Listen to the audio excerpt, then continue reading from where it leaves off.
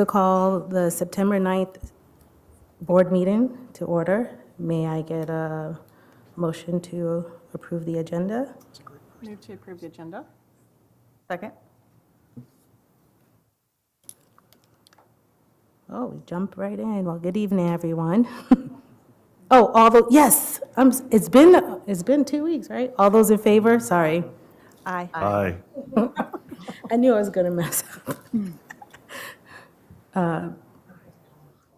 Let's go ahead and get started. So good evening. First, I would like to welcome Lawrence High School Student Body President Sammy Turner, our student school board member for tonight. Welcome. You. Have anything you want to? I'm excited to be here. This will be fun. We're excited to have you here. I guess we'll get to the report of the board president. I think it was this past week, the Budget Program Evaluation Committee met, and we began the steps to evaluate the SRO program. I also met with and received feedback from Delta in preparation for the Midwest Equity Leadership Institute, where they will do the moving beyond critical reflection to critical action, all centered around equity policy and school governance. We obtained feedback from both the Equity Advisory Council as well as the Delta regarding policies from previous school districts that we felt resembled our community's needs, and we received very valuable input. And I want to thank both committees for their hard work, and we're looking forward to returning back with a solid working draft to continue the process. And that's all I have. So at this time, we'll have report of the superintendent. Thank you, Madam President. Good evening, everyone. We're excited to be back. It seems like it has been a while since we've had our last board meeting, but we're excited to be back, not only here at the board meeting, but definitely here in the groove of beginning a new school year. We're excited to begin and continue, I guess, the work of our strategic plan this year.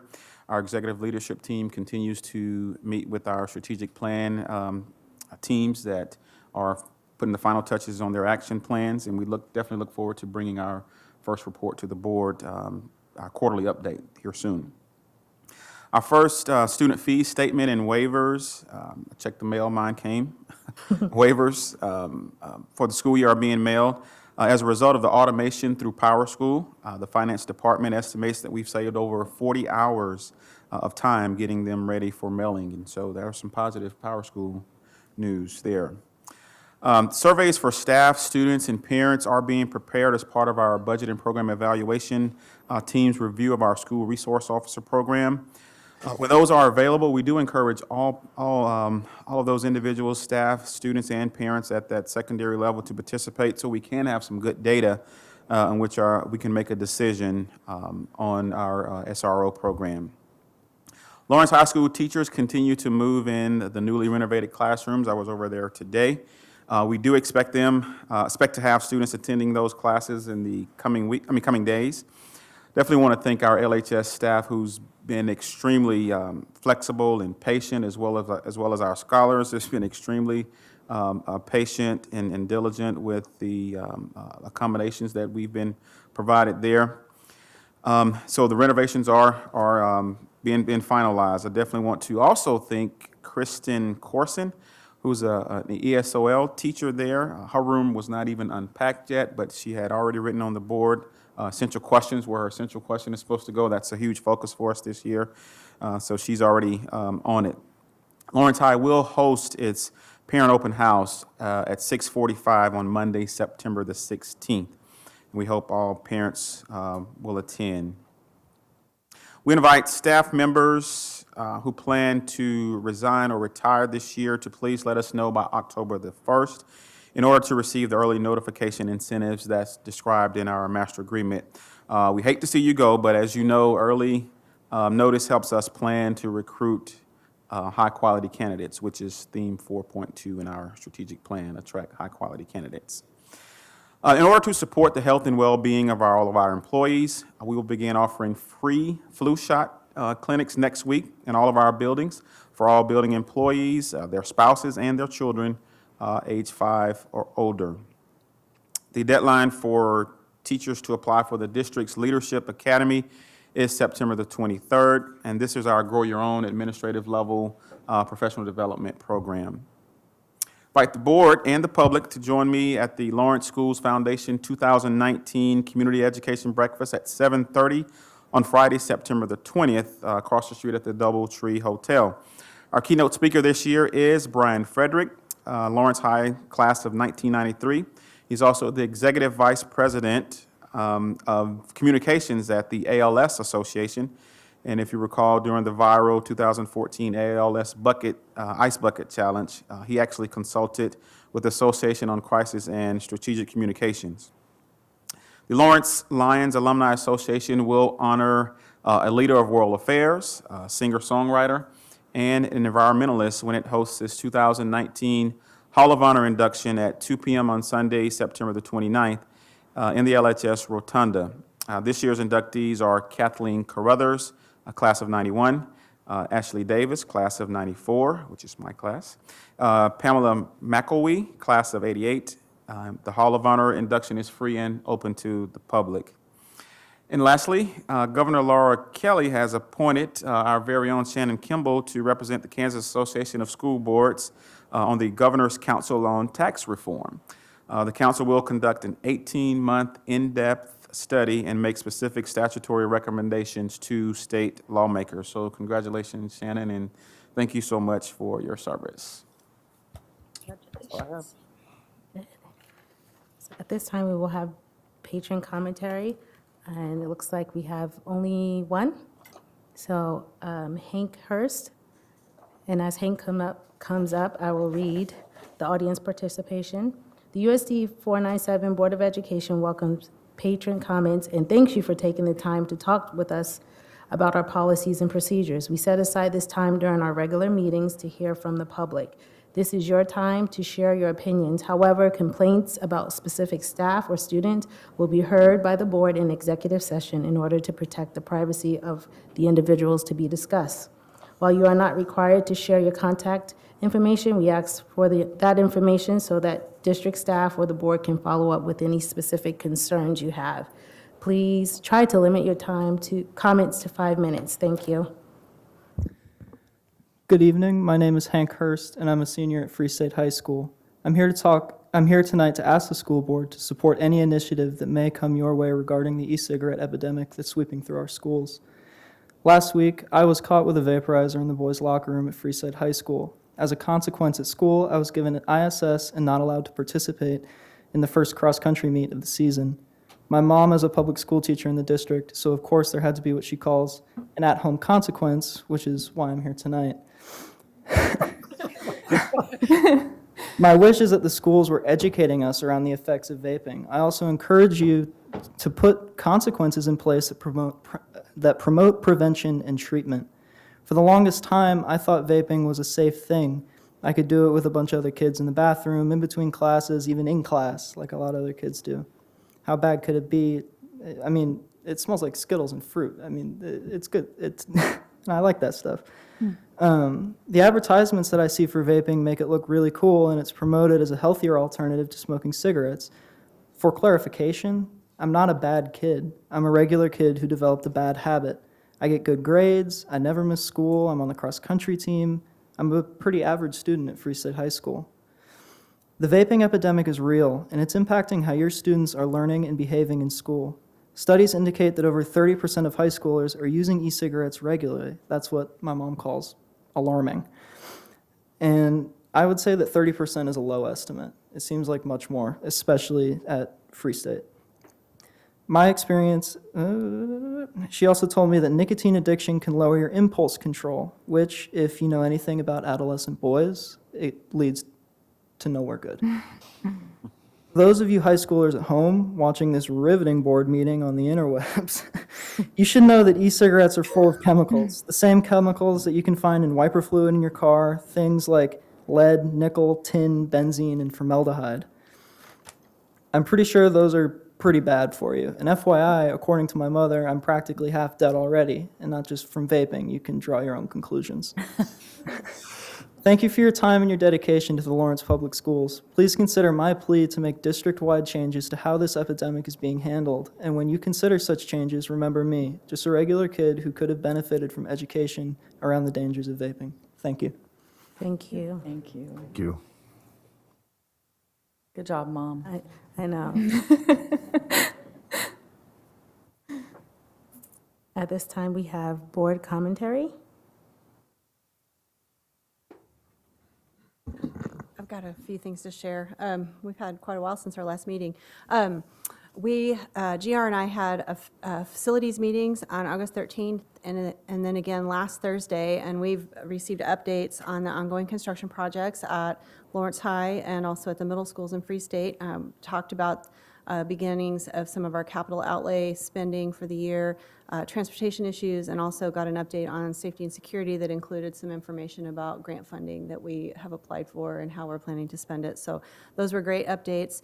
We also have had the opportunity to tour Lawrence High a couple of times recently, most recently last Friday with the ELT. And I just want to say I'm so excited for the teachers to be moving in and for the students to start using those spaces. It's really transformational what we've done so far, and makes me really excited about the continuation of this process as we move forward with the rest of the remodel at that building. In mid-August, right after our last board meeting, I had the opportunity to attend the NSBA Summer Leadership Seminar. We had great professional development there for state association leadership teams, and particularly was intrigued by some in-depth training that we did with a speaker on trust building as an essential component, or as an essential leadership strategy.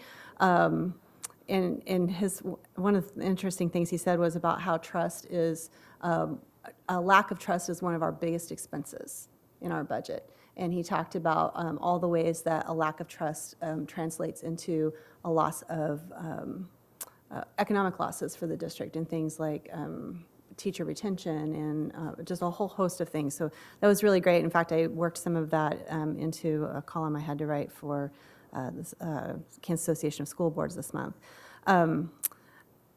We also had a Kansas Association of School Boards board meeting at the end of August. The things I wanted to share with the board from that were reminders that they are conducting fall roundtables. The closest ones to us are September 25th in Topeka and September 26th in Olathe. It's an opportunity for board members and superintendent or other leadership team staff to provide input to hear about what's going on, but also provide input to KASBs, particularly on their legislative agenda, which is in a draft form and available to review before those meetings. So if you have an opportunity and are available, I think I plan to attend. I'm not actually sure. I'm going to attend at least one and possibly both of those. So, but it would be great to have anyone else who's able to attend be there. And then registration for the annual conference for KASB is open, and that is taking place December 6th, 7th, 8th in Wichita. And for the candidates who are running for the board, I would encourage you to put those dates on your calendar, because you can go and do some boardsmanship training for new board members on December 6th, and it's a great opportunity to really get into some professional development even before you get started as a board member. I also wanted to say thank you to all the people who participated in Taste of Lawrence last Thursday. It was blazing hot, but it was a lot of fun, and it was really great to be able to honor our educators with that community event. Anyone else? I have a brief update. You can jump in if I forget anything, but the policy committee met. It's been now 2 weeks ago. At that meeting, we primarily focused on the vaping information, which we'll be covering tonight. So I will save that for you all to share with us. Outside, that was the primary focus of our meeting. So we just, as a policy committee, took initial pass at what the policy implications might be, what are the challenges that the administrators at our high schools have and in our middle schools have as they try to confront the issue of vaping in our schools. Is there anything additional you'd say about policy? No. Nope. Thank you. Anyone else? Thank you. At this time, we will move to approve the consent agenda.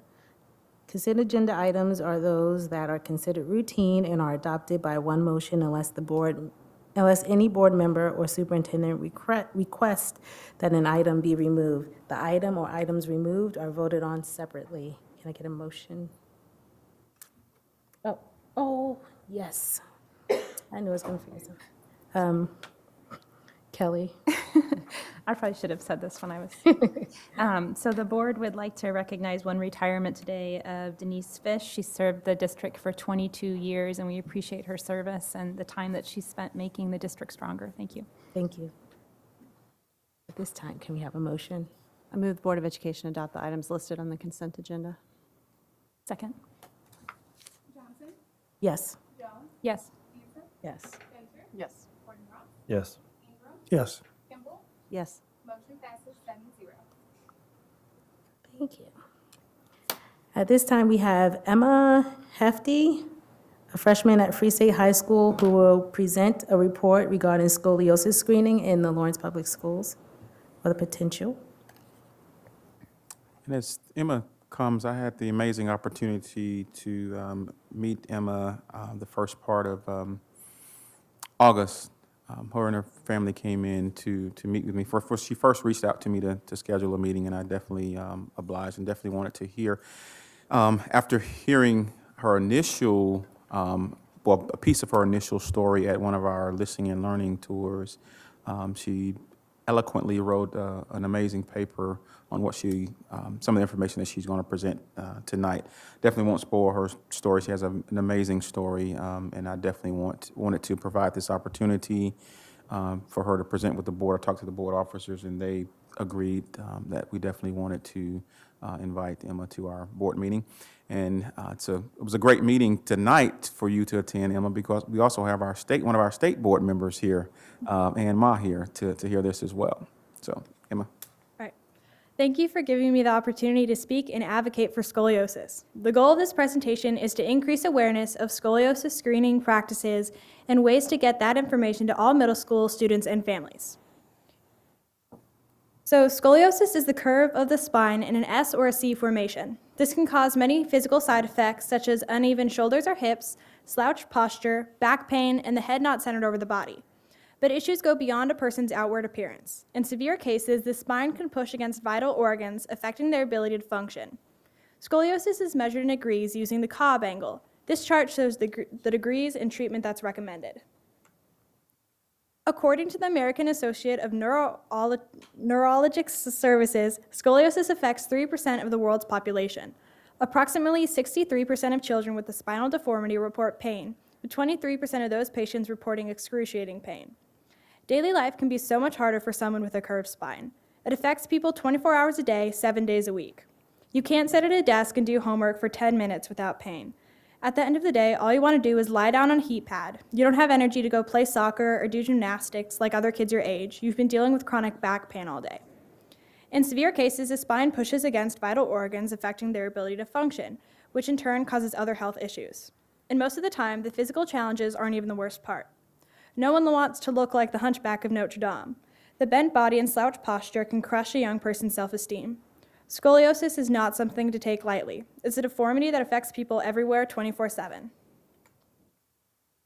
Anyone can stand up here and talk about facts, but I actually suffer from scoliosis and the effects that it can have on a student. So starting in 7th grade, I started slouching a lot. I've always been on the taller side of my class, so my parents pushed it off as I was trying to fit into the crowd. But they consistently reminded me to sit up straight and to fix my posture. In 7th grade, the back pain started. At first, it was low, but it gradually progressed. My mother put me in ballet to try and fix the slouching and hopefully in turn the pain.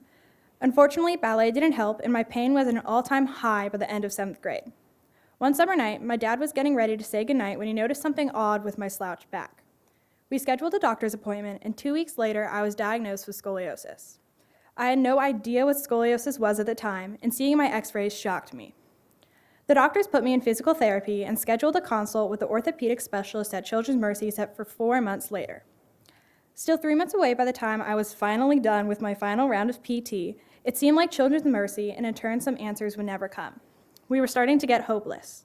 I was in so much pain, I didn't want to go out with my friends. I missed a lot because I was in so much pain and fighting this constant battle. Forget about being a normal teen, my back felt like I was a 75-year-old. My mom was done waiting for answers and called Children's Mercy to get a quicker appointment, and by some miracle, there was an opening 2 days away. I was nervous but mostly relieved that we would finally get real answers and a real solution. At Children's Mercy, Dr. Price told us that I had a 28-degree curve and a 38-degree curve, and that picture's my back.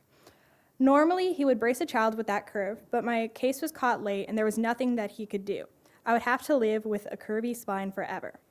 The pain worried him though, and I was put into a special physical therapy, especially for scoliosis, called Schroth therapy, and an MRI was ordered to make sure that there wasn't anything else wrong.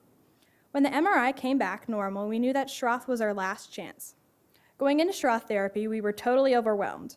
For one, the closest place that provides Schroth is in Kansas City. Plus, we had to build a big set of exercise bars in our basement and order all of this special equipment. I was skeptical at first because I'd never heard of it, but now I'm so happy that we went down this path.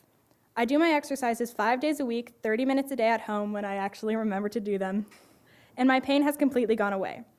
My Schroth therapist did tell us something interesting though.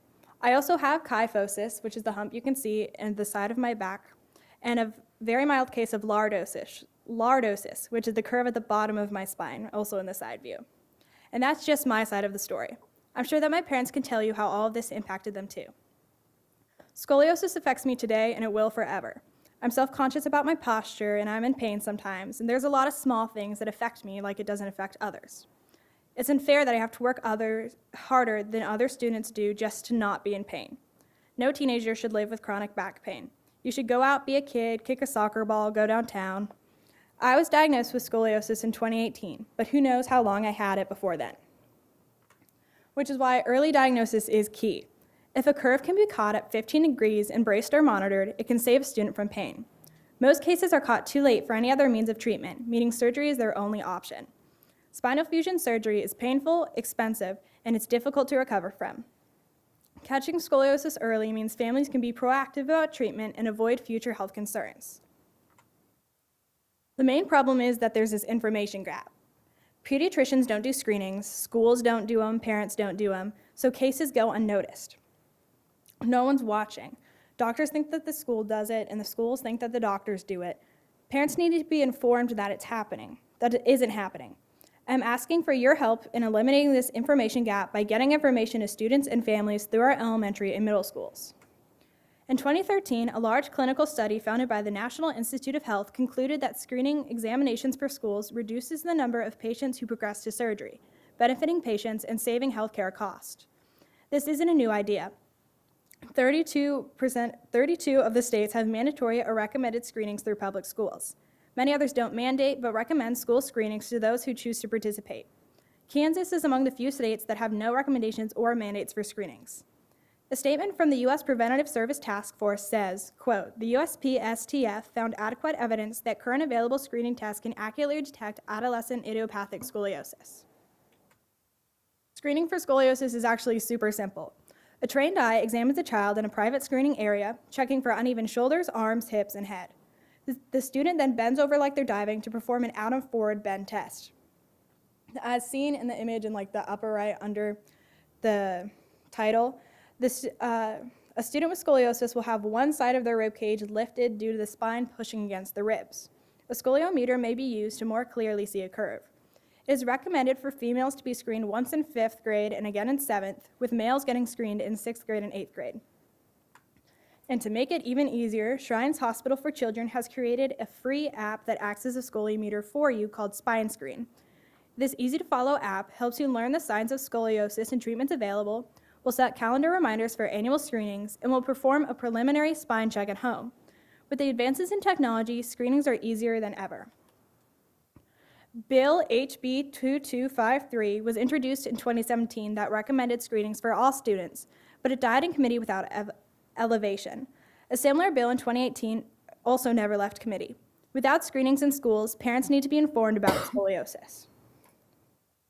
Scoliosis is a deformity that affects many people every day, from chronic back pain to struggling to do daily activities to other health issues.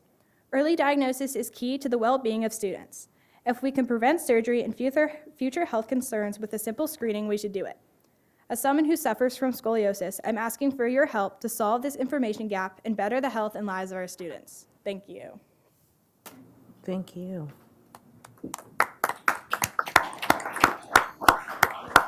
Emma? You have to stay. We have questions.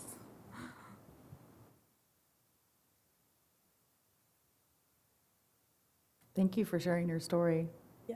Appreciate it. It seems like, my question for you really is, when did we, I mean, certainly I grew up in this district, we did these tests, so when did we quit? Yeah. And what would be the issue for us to reinstitute Yes, that? certainly. When I was in school, we did the screenings as well. And so when Emma first met with us, we also had our coordinator of nursing services there, Sonia Gomer, there as well.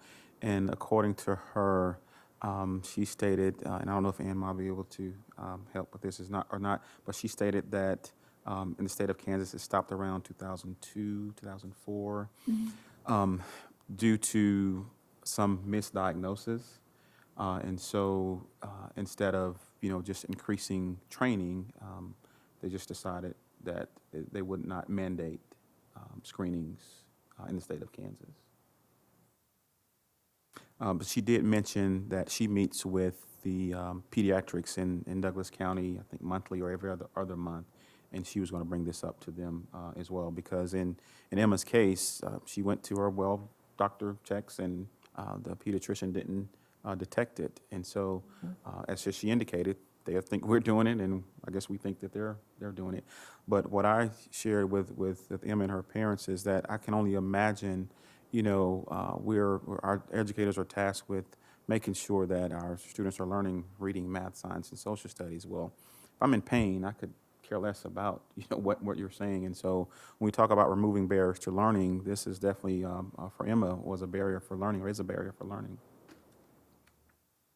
So and you might not know the answer to this, and I can dig on my own a little bit too, but I'm interested in the, so the House bill that you mentioned wasn't very long ago, it was 2017. Do you know who's been a champion for that at the State House? I don't know. That's All I pretty- know is that it went there and they just didn't get around to Okay. discussing it, and it kind of just died, and they didn't talk about it anymore after that. Okay. And then, Dr. Lewis, if we wanted to figure out what the cost might be associated with doing a screen, even if we weren't mandated to do that, how would the district find that information out? We can begin to investigate costs, if there are any costs in training, to kind of definitely present to the board Okay. our findings on that. But Emma can probably share what she's learned. So according to a couple articles that I've read, Oakland County, it cost them $7.39 per child to screen everyone. But then another article I read at the National Center of Biotechnology Information, it says that screenings can cost as little as 60 cents per child. It just depends on the resources that you have and the number of students in the district. Okay, so there's a pretty big spectrum in terms of, and maybe it has a lot to do with the technology used, perhaps? Yeah. And you said the Shriners have been, Yes, they developed a free app that you use that goes step by step, and I used it at home with my brother. We were messing around with it, and you just put it on the spine, and you bring it down, and it's pretty accurate. And they can remind you to do your screenings at home, and they can reach you out to hospitals near you or doctors' offices that can do it as well. okay.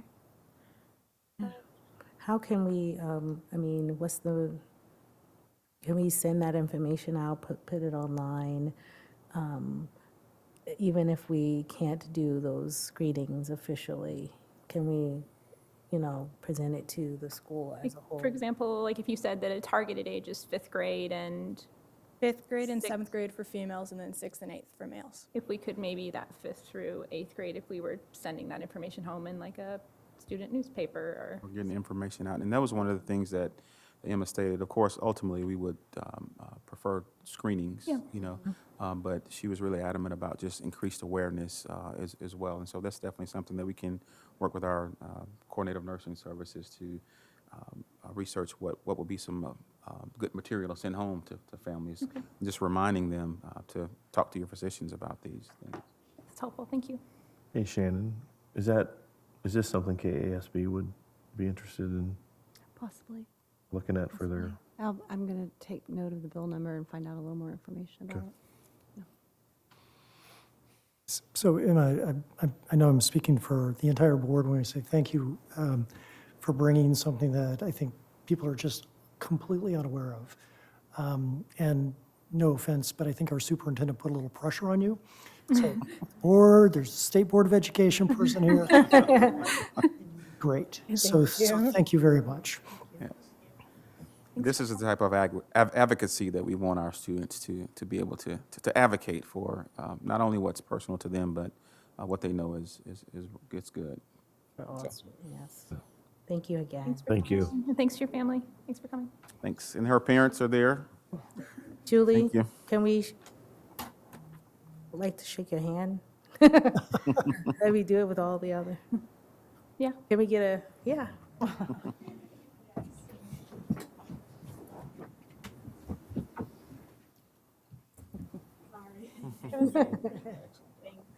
Thank you so much. Well done. That was really good. Thank you. Julie will get a photo.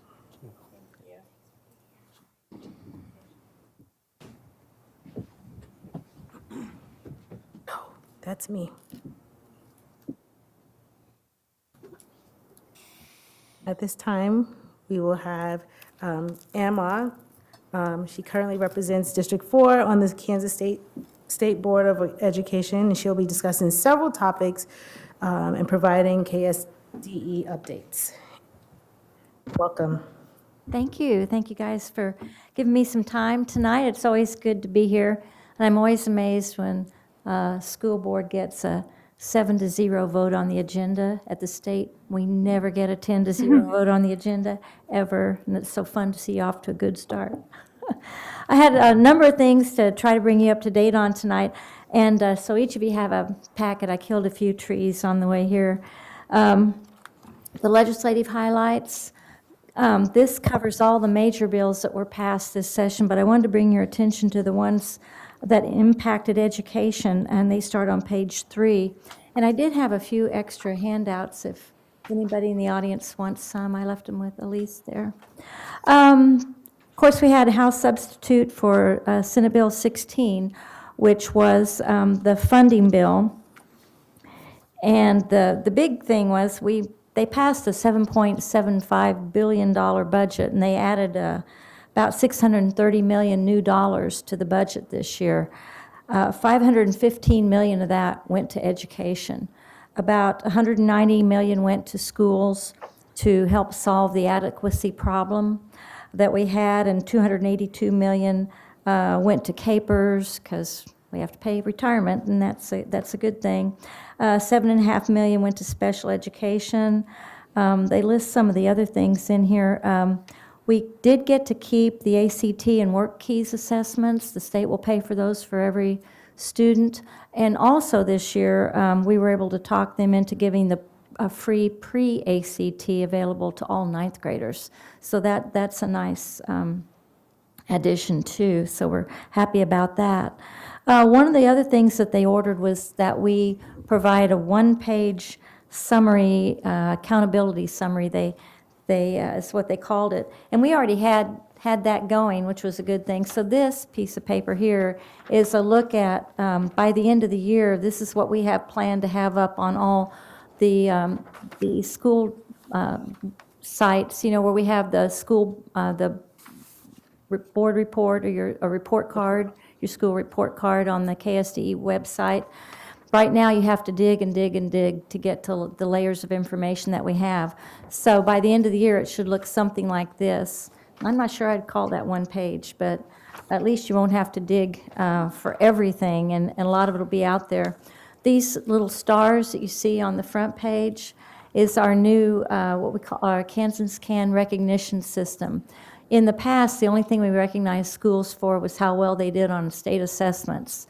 And so we thought, well, if we're really going to put forward that school success is more than the scores you get on one day with one test, then we need to put our money where our mouth is. So now you'll be getting awards for all these different things, and I'm not going to go through how you get them all, but you can find that on our website too, what the qualifications would be for that. But those will start being awarded, some of them this fall.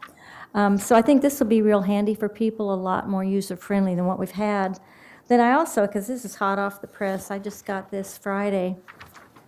Your post-secondary success is one of the big things that the board is focusing on for KESA. And on one side, you've got the state aggregate. We just added the class of 2017. And you know, this is a 2-year measurement. We hold the schools accountable for what kids do 2 years after graduation. So we just finished with the data for the class of 2017, just got that in. And what's called progress is your graduate either stayed in college for 2 years, re-enrolled second year and went again, or achieved some kind of industry certification, or completed like technical school, got an associate's degree. All those things would qualify as post-secondary progress. And you can see the state dropped just a little bit. Now, what's interesting is that graduation went up. And I think maybe the last time I was here, I said, you know, our goal is 95%, and we could be at 95% next year. All you have to do is just start graduating kids. I said, and the way we would know that we weren't graduating them qualified is our post-secondary progress would go down. So, you know, we need to be careful that we're graduating kids who really should be graduated, and that we are encouraging them to go on and get that second piece of paper. Because again, all the studies show that in Kansas, 71% of our student body population needs to have 2 pieces of paper, a high school graduation and either an industry recognized certification or an associate's degree or a bachelor's degree. And we're just not there. Right now, we're at 48.6. And just to remind you, did I cover this with you guys last time? I was thinking we went over it. That you take the graduation rate times the success average, which is how many students actually did make progress, and you multiply that together, and that's our effective rate. Now, on the other side, Lawrence actually went up from last year overall in the district. The graduation went up. The effective success went down, but your effective rate went up just a little bit. So something we really want to keep an eye on. If you want to see how the high schools did, you can go into your school report card and see, because one of them went up and one of them went down. So you might want to take a look at that. And again, our confidence, 95% confidence interval, this is the range that we established based on factors that could keep your students from reaching success, like poverty, mobility, the percent of special ed students you have in the district, the attendance rate, and those kinds of things could impact, you know, your district's ability to reach the target. But the idea is we want to see progress every year. We know it's going to take us a long time to get to 71%, hopefully not too long, because our employers that's what they need. And if we can't, you know, provide a workforce for them that meets their needs, then there's no reason for them to stay in Kansas. And as was stated earlier, we want kids to come back to Kansas, you know, and get good jobs here. So we need to make sure that besides having happy kids and healthy kids and well-adjusted kids, that we have kids who are prepared to go to work. So that's hot off the press there. The only other thing on the highlights was they did change the tax credit low-income student scholarship program, which is the tax incentives they provide people to give scholarships for kids to go to private schools. And they shifted it away from lowest performing schools to lowest performing elementary schools, because they said once kids get to high school, they don't want to leave. So they wanted to provide more incentives for kids to move to private schools in elementary school. And so that was a change. I haven't looked at any numbers this year to see how much difference that's made, but that was the goal. Then the task force on dyslexia, which I'll talk a little bit about. The monthly update here, I mean, the state board has taken on just a whole ton of stuff. And we decided to do that because every year folks show up at the Capitol with a laundry list of things they want to do, and some of them impact us. And by the Constitution, we are the policy board for the state, so we don't really want a bunch of legislators coming in and passing bills that make you do things or make us do things when they have really very few education experts in the legislature. So we have been trying to be more proactive on tackling the issues that, that Kansans want us to tackle. So right now, we've got a Blue Ribbon Task Force on bullying that's doing a lot of good work. Some of you may serve on that. They're coming out with some really good ideas to pass on to schools. The Dyslexia Task Force, we're really excited about this. Those guys went right to work and came up with a good laundry list of things we need to be doing, including earlier assessments and screenings for kids so that we make sure that by the end of third grade, every child is on grade level for reading. So we're not just tackling dyslexia, but all reading issues, because, something like 15 to 25% of our kids are not at grade level, and that's a big number. They have dyslexia. We have an even higher number that just don't read at grade level. So this is an important task force for us. The School Mental Health Advisory Council is consolidating what we are doing at a state level with all the issues surrounding anything to do with mental health.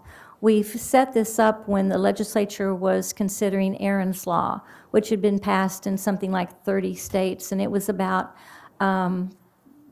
child sexual abuse, which is an important topic. But usually when the legislature passes something, they never go back and address it again. They'll say, every teacher and everybody in the district, it's 1 hour training. And, they did that we always laugh about bloodborne pathogens because they passed that how many years ago and nobody even pays attention to it anymore. So we went to them on Aaron's Law and said, give us a chance to do something with this. So that was the first thing, and they did. That was the first thing that the advisory council took on. But they're looking at suicide and a whole range of issues now, hoping to be more proactive with what Kansans want us to get concerned with. Teacher vacancy and supply is a big topic. We've done several things over the last couple of years to try to expand pathways for teachers to get into the teaching business, not just anybody, but qualified teachers. And we're continuing to look at that. But there are also a lot of things local boards can do as well. When we look at why teachers leave, and we have a large percent of teachers who leave the first 5 years, it's pay, or they don't feel like they're being listened to, or they don't feel like they have, particularly in areas of discipline or policy. And those aren't things the state board can deal with. These are things you guys and your administrators have to deal with. So I hope you'll take a look at the Blue Ribbon Task Force recommendations on teacher supply that are on our website as well, and see what there is that the local board might be able to tackle that will help increase your supply. One of the other things we're really pushing on this is a grow your own teacher. Teaching is in 4 of the 5 economic districts around Kansas. Teaching is one of the fastest growing, highest need, highest pay jobs there are. And so we're encouraging schools to add the pathway of teacher education to their curriculum so kids in high school are interested, can get started in high school thinking about, that as a possible good career for them. In fact, I'm teaching to 2 classes over at Topeka's Career Tech Center, TCALC, on Thursday about, what we do and why it's important and how happy we are that they're thinking about being teachers, because we certainly need some more. KISA, I think I talked about KISA last time and what we're doing. We're in our 2nd year. We just approved the 2nd year of schools for accreditation, and it's a work in progress. Some of you who might have been around in the 90s remember we had QPA, which was a 5-year process, and then when No Child Left Behind came along, they just kind of dropped all that and went to, well, just tell us how you did on your test scores, and we'll let that go. And now we're trying, with that behind us, we're trying to move to a 5-year school improvement process. And so we think it'll get there. It's going to take some tweaking. Another thing we're working on, and I know quite a few people in Lawrence participated in it, is our early childhood state plan. the department got a grant from the federal government to develop a statewide plan for early childhood. And we've gone all over the state collecting data from towns like Lawrence. I was at one at the Lawrence Library a few Saturdays ago, and we were looking at what are the good things about Lawrence, in early childhood, everything from daycare to whatever, because we're not just thinking 4 and 5-year-olds, we're thinking birth, to 18 now, and how this continuum works for our communities or doesn't. So tomorrow we're going to get a readout on all that data. And by the end of the year, we're to have a statewide plan for where Kansas should go in early childhood education. Vaping, we got a report from the Kansas Department of Health about 4 months ago that's probably going to be similar to what you're going to get tonight, so I won't go into details, but we were alarmed. We thought, oh my gosh, because it's just growing exponentially, and we thought, we've got to get our arms around this before it gets any worse. So we challenged our vaping squad to get, for one thing, updated signs, and those are available now. I don't know if you guys have seen them, but a lot of schools would have no smoking, like at football games and stuff, but it wouldn't be clear that that includes vaping. And so we've gotten those signs updated. We've got a whole new set of resource materials out online for schools who want to educate parents, educate kids, whoever, about the dangers of vaping. And even every month we meet, we get new information. Now, just since last month, we've had people die. And finally, CDC is stepping up, because part of the problem, part of the reason you get Skittle-flavored vaping materials is because there's no regulation on that. You know how they took away all the flavors out of cigarettes, a long time ago. But big tobacco is after our kids. They are a cash cow for them, and they know it. And so they're making these products. You'll hear all about it. But just want you to know that we're not going to stop until we've provided everything to you that we can to do our part in getting a handle on this. Security, the legislature passed a bill on grants for security improvements, and this year they had a short list of things they wanted you to spend that on. But we've also had a security team working on what else could we do. And so now, I don't know if you guys have gotten these, we've got the new posters to go in schools, and I can leave these with you. I don't know if you guys have gotten them, but I'll show you. They've got a QR code down here now where kids can take that on their phone and make a report on suspicious activity anonymously if they want to. Sometimes kids are afraid to come forward and tell what they see, so we wanted to kind of reach kids where they are and find some, ways that would be easier for them to report what they see and for us to do something about it. So working on security all the time in the schools too. So what else do I have? Oh, well, the big thing is school redesign, and I am so thrilled to find out you guys have 4 schools that are jumping in. I was at the kickoff this morning at the training over at Greenbush, and they spent all day today trying to figure out their why, which is a really great place to start. And I'm so excited that they're going to be looking this year to see what it is they want to do and what redesign looks like for Lawrence schools.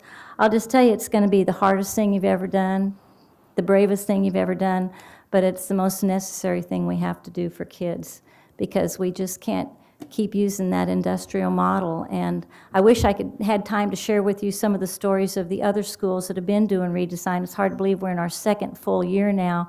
Last year we had the Mercury schools start.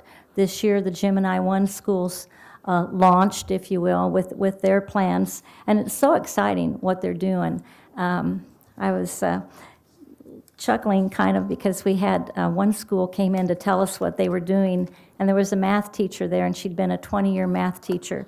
And she said, math teachers are kind of stoic typically, but she said when we set up families, and I stopped being the sage on the stage and started being the guide from the side, and I found out I have a whole new relationship with my kids that I never thought I'd have, and all of a sudden tears are coming down her cheeks, and I thought, there's no crying in math, But it's just exciting to see the way education is changing. We're really the leaders in the country in this effort, and we have done a really great job for most kids, but we haven't done a great job for all kids. And that's the opportunity you guys have to make sure that every child succeeds.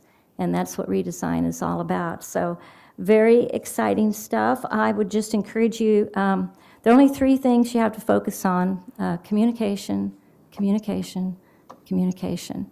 Because you don't want to leave the parents and the business people behind. It will bite you when this starts because it's going to be so different. You know, and it's going to be, oh, that isn't how we did it when I was a kid. You know, what's all this stuff about? So be sure to bring them along. I'd encourage you, too, to ask the seniors. They know what they needed and didn't get. At KU, in their freshman education classes, they asked the kids to describe their senior year in 1 word. You know what it was? You know what it was.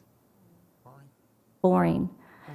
And it's because, and business people tell us this too. Randy and Dr. Watson and our executive officers on the board met with CEOs from Kansas City area, Applebee's, Hallmark, Cerner, a whole wide range. And they said, you guys just don't get it. You don't get what we need. You're not teaching kids what we need. You're not giving them enough real-world experience, and we want to help. And so we need to give them more experience. And I'm excited your kids are going to be loving it like all of them do, and it'll be great. So that's a lot of stuff. You guys have any questions? I do have a question and a comment, I guess. Yeah. Thank you for giving us this, what this 1/2 pager will look like for us. And I'm particularly excited that they're also not only just including the attendance rate, but the chronic absenteeism rate, which also states school students that miss 10% or more of school with or without a valid excuse. And so this is a continued focus for us, attendance, and so we encourage our families to utilize our school calendar to schedule your vacations around spring break or long weekends, and we need our scholars in class every single day. And so thank you for providing that. Yeah. And my question is, as it relates to this graphic, our success rate, of course, our goal is to ensure that our students are college and career ready. I was hearing, but I wasn't sure. Is there any consideration given for students that go on to be in the military or that are working viable occupations to be included in our success rate?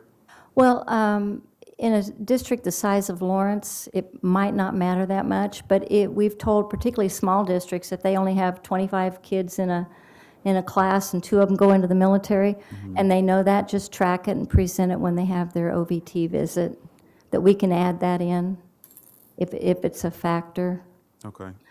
But, you know, if a kid goes to, there are a lot of ways to be successful other than get those 2 pieces of paper. Like if a kid takes over the family business or the family farm, that's terrific, but we still need 71% to get 2 pieces of paper. So that kid is just in the other 30%.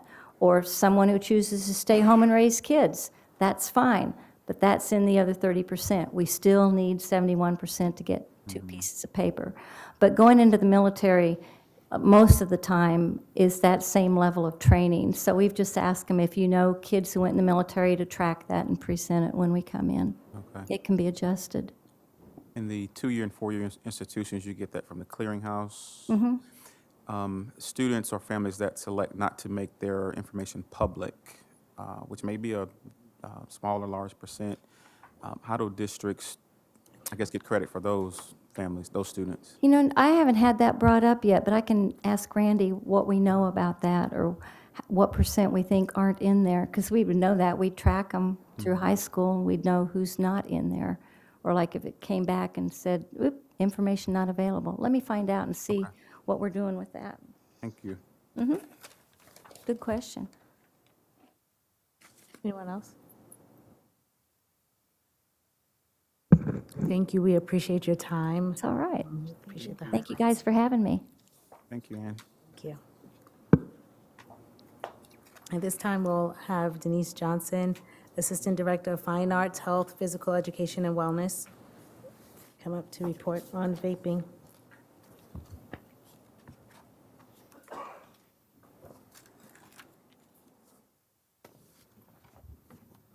Yeah, just on the table.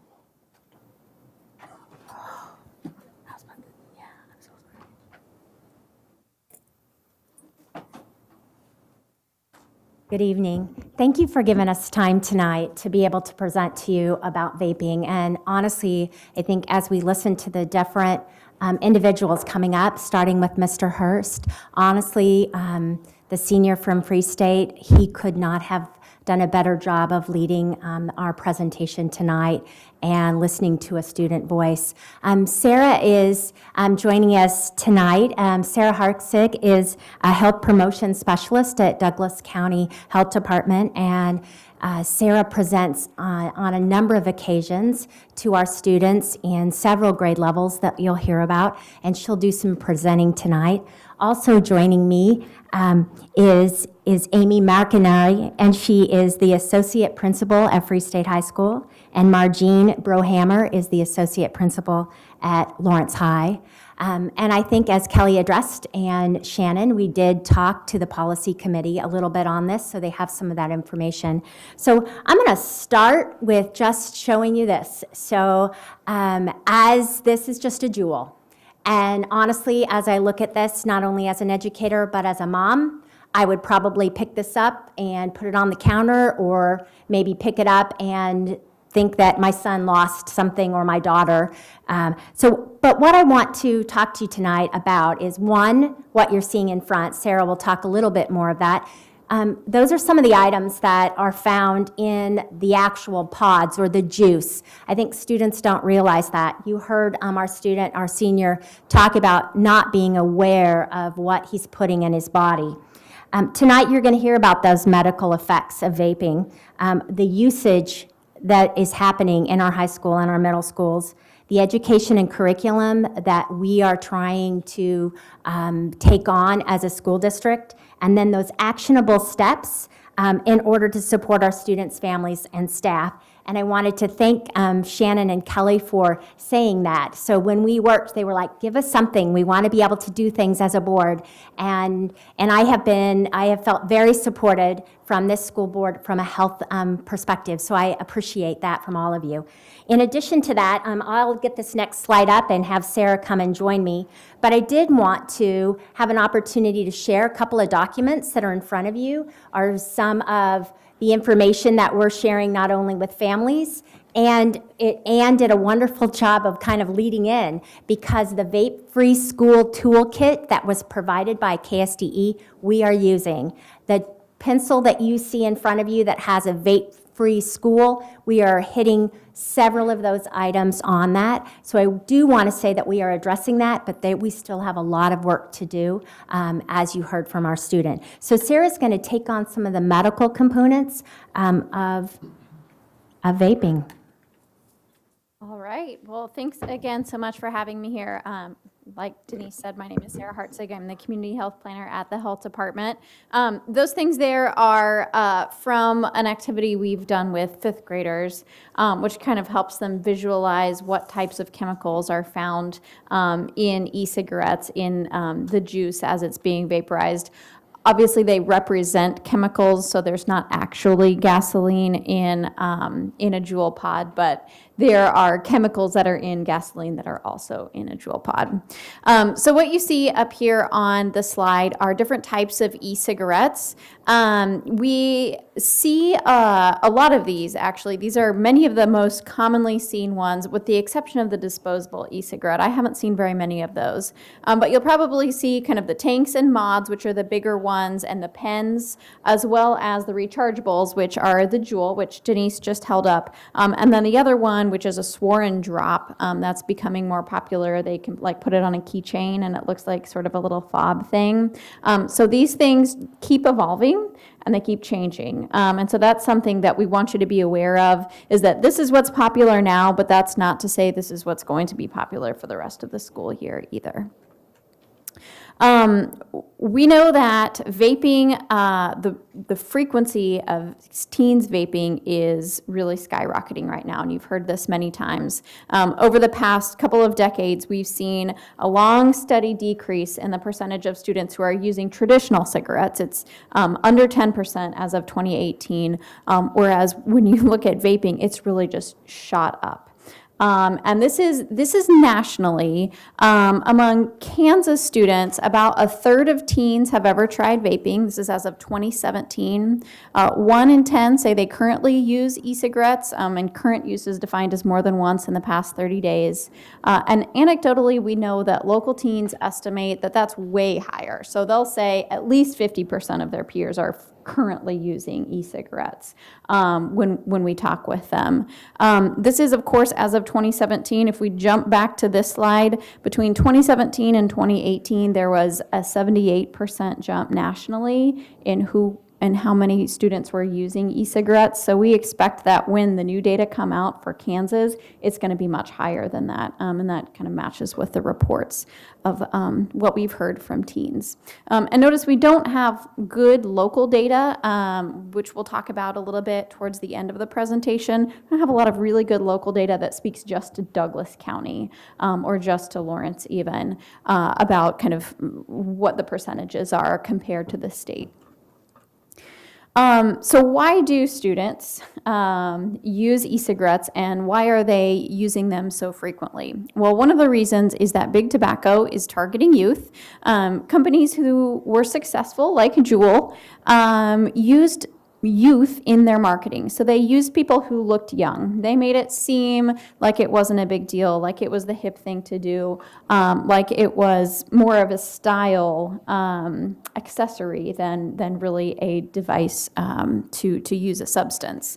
And so you see this in a lot of their early marketing ads. This is from their launch. They don't actually have any social media anymore. They had to get rid of their Instagram and Facebook accounts, but that wasn't until last fall. And so between June of 2015 and October of 2018, they really took off in popularity in social media. So they really knew how to reach the people who were young that they were targeting, and they used the tools to do so. Another reason, of course, is nicotine. As we know, it's very highly addictive, particularly for students who are teenagers. So their prefrontal cortex is still developing. That's the part of the brain, of course, that is responsible for memory and learning. And so when they use nicotine, it gets to their brain, and the brain does what it does best. It learns, but what it learns is an addiction. It learns what nicotine does to the brain, which is it releases dopamine. That feels good, and they learn that this is what I do to feel good. And the brain, of course, learns that it doesn't need to release as much dopamine like it would naturally do. And so that's what gets them trapped in the cycle of addiction. And so the earlier students use nicotine, the more likely it is that they will become addicted. We know that about 9 out of 10 lifelong smokers who started smoking when they were in their teens. So about 90% of lifelong smokers started use when they were in their teens. And that's because of this. That's because of the strength of the addiction when students use nicotine at a young age. We also know that Juul has developed a proprietary nicotine molecule. So that's one of the reasons why Juul has 73% of the market share out of all of the e-cigarettes on the market. Juul is by far the most popular.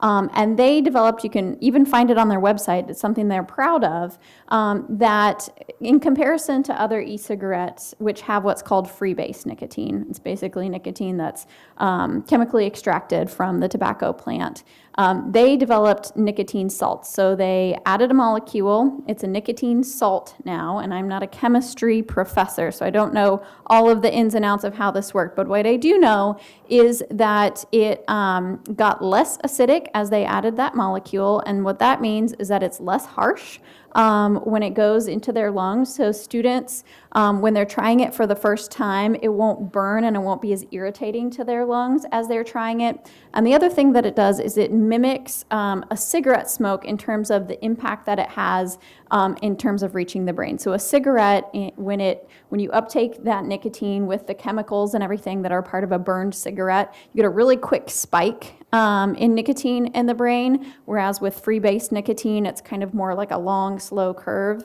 But this nicotine salt that's in Juul mimics this cigarette more closely. And so they get a more efficient hit of nicotine, and it's also a huge concentration of nicotine. So in one of these pods, this is a Juul pod, this is what's inserted into the actual Juul with the juice that they turn on. It gets heated up and they vape it. But in one of these pods is the equivalent of an entire pack of cigarettes. And so we hear from students that they would go through 1, 2, maybe even 3 of these a day. So not only are they getting a ton of nicotine, it's a formulation of nicotine that's really designed to be very efficient and quick hit to the brain. So in addition to the health effects of nicotine, which really are primarily on the neurological system, on the brain, we know that there are some health effects. We, of course, because e-cigarettes are so new, we don't know all of the long-term health effects, but these are some of them. So asthma can increase risk of asthma because of getting into the lungs and irritating it. Popcorn lung is an illness that is characterized by just kind of a scarring of the lung tissue. It's found in some of the flavorings that are used in these e-cigarettes. It's like the buttery popcorn flavored. Diacetyl is the actual chemical that comes from, which used to be used in microwave popcorn until they figured out that it was causing lung disease. But it is still used in e-cigarettes. Serious inflammation, burns and cuts from when the lithium battery can explode. You may have seen videos of those batteries exploding. And there actually was one death from that when someone got the shrapnel really severed some key arteries. And so it's very serious in terms of those burns and cuts. But then these last 2 bullet points are really speaking to the increased urgency of why we're here. You probably have seen over the past month, really, that there has been a lot in the news about some really serious things that have been going on related to vaping. So there is this vaping-linked lung disease that is responsible for over 200 cases nationwide, over 300 cases nationwide of hospitalizations due to kind of this mystery respiratory illness, but it is being linked back to vaping. And it has been found in Kansas, at least 3 cases in Kansas. And it's also been responsible for a couple of deaths. As of when I made this presentation, it was 2, but I just heard of a 3rd over the weekend. And then, of course, the FDA is investigating some reports of seizures that have been linked to vaping. So students will take a big hit on their Juul or whatever e-cigarette and then have a seizure. And so they're investigating the link between the seizures and the e-cigarette use. So lots of really scary things. We don't know everything about it, but we know enough to be very concerned. And hopefully all of this news coverage is reaching parents and is reaching students to make them think twice about using these things. One last bit for me is that we know from Kansas Communities That Care survey data that Kansas students, this is for the statewide, who vape or smoke are at increased risk for depression and suicide ideation. So if you take a look at the slide on here, the 3 kind of groups of bars are students using traditional tobacco, students using e-cigarettes, and students who don't report any tobacco or e-cigarette use. That blue bar represents the percentage of those who also report depression. So among the non-tobacco or e-cigarette users, it's 27%.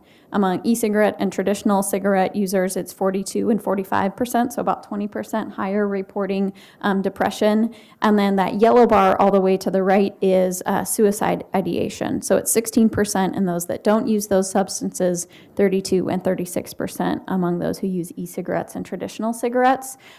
So we're not saying that e-cigarette use or tobacco use causes these things, but it may be a situation where students who are dealing with some mental health challenges or who are dealing with some really tough stuff are choosing to self-medicate. So it may be a red flag. It may be a sign that these are students that may need help in some other way. That's not to say every e-cigarette user is of that group, but it is something, a connection just to be aware of and to be watching.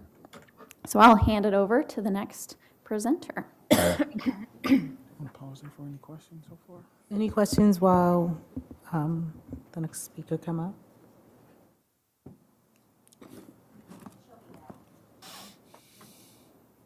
So we wanted to take just a minute and share a couple of pieces of local data. Later, you'll find out that one of our asks is to help us get some better data. But focus groups of teens from high school and middle school reported vaping and juuling, again, no surprise, in bathrooms as well as classrooms. So this is not something, this is something that is happening in the broad in the broad spectrum during classroom instruction and other times. The student perception, again, this is perception of the consequences in middle school, is that consequences to call parents, spend time in ISS, so they want to hide it. And then in high school, that, teachers are clueless perhaps, but they say that teachers don't care, and that they won't get caught. Then if you look on the left, however, there's also that wanting for limits, that wanting to have adults who have a relationship with them to express that vaping is not okay. In addition to this, and we don't have, we did not include any of the anecdotal comments from a spring survey that was given at both Lawrence High and at Free State from students. There were, vaping is expressed as a concern. My peers are vaping. I choose not to, but please catch them or please do something to make sure that this situation is addressed. Good evening. I'm Amy McInerney, Associate Principal at Free State High School, and this next slide is our Power School discipline data from last year. And as you can see, the combination of both high schools, there were 77 incidents of vaping reported. And I heard the word alarming a couple of times tonight from the student and from the State Board of Education member. And I think that's kind of how Margene and our colleagues and so forth, and I'm sure parents and teachers are viewing this also. So 77 students, and those are just the incidents that we know about. Obviously, when they're in the restrooms and so forth, we can't catch everybody.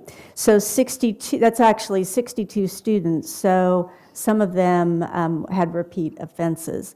At the middle school, the number is around 50, with 40 students being part of those incidents. I know at Free State, I've been keeping track, and I think Margene has at Lawrence High. We're in actually today was day 14 of school, if you count the freshman day. And at Free State, we have 8 incidents so far. So that's one every other day. And I think you said maybe At Lawrence High,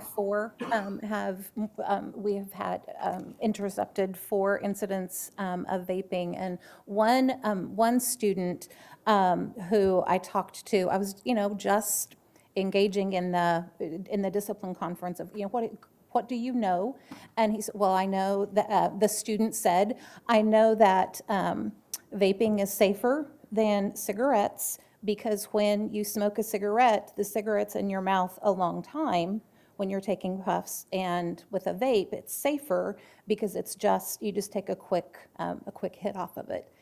And that's freshman wisdom or lack of wisdom, but in searching out kind of what's going on, obviously lots of misinformation is happening there. We've tried to start addressing the issue of vaping in both schools. Sarah was kind enough to come to our open house, and she had this same display, maybe a few more things for parents. to take a look at, and we plan on asking her to come back during lunch sometime. We want our students to actually man the table with her assistants, because we feel like if we have some students or peers out there with the bullhorn and getting kids to come up and take a look, then I think they'll listen to us sometimes more than they will to adults. So we plan on asking Sarah to come to school again. We've put up some posters. We got some feedback from some of our Link crew leaders. We had some posters, thanks to Denise, but our Link crew leaders said, we're not going to look at those. There's too much information on them. As you know, high school kids almost need to be shocked. All right, they need to be shocked into making a change. So we found some that our Link leaders approved of. And again, it's focusing on the health. When we did a social skills lesson on vaping at the beginning of this year, we got feedback from students, and one thing they wanted to know more about was its effect on the health, and especially the effect on the brain. So I have shared with our science teachers some information, and I think I shared it with Margene too, to share at Lawrence High, some information about all these harmful chemicals, and the young man that spoke tonight, he mentioned a lot of them. So our science teachers are going to try to infuse some of those things into their daily lessons here and there, just so that kids get that information, and again, hopefully shock them into, oh my gosh, this is what I'm putting into my body. I think that's kind of where we're at. Look, we've only had a couple weeks of school, but we're really thinking that raising awareness and education is where we need to go with this.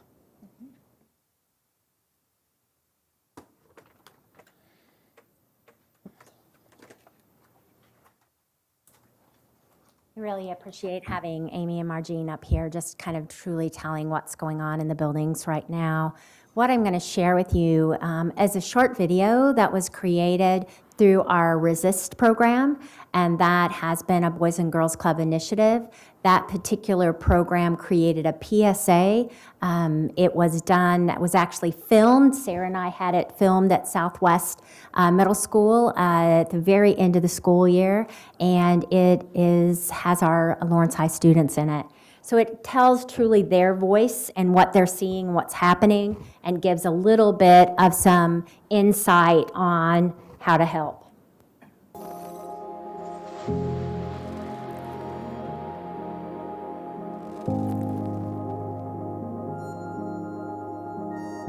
I wish before people started vaping, they knew just how bad that it is for you, because I think a lot of people just don't know.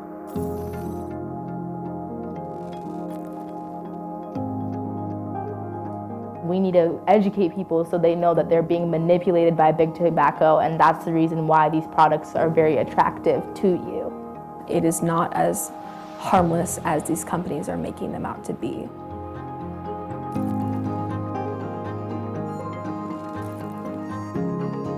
I have personally had to go to several funerals, and I've had several extended family members die from being lifelong smokers. I joined Resist because I wanted to help make a difference, or at least educate people on the dangers of what they're doing. The person you are when you're addicted is not the actual person you're supposed to be. You'll see in different age groups, different substance abuse is more popular. Right now in the teenage group, that just so happens to be juuling and tobacco abuse. So that's why I joined Resist, and I've been fighting against this. I personally choose not to vape because I've had the opportunity to be educated on the harmful effects that vape has. I joined Resist because I wanted to make a difference.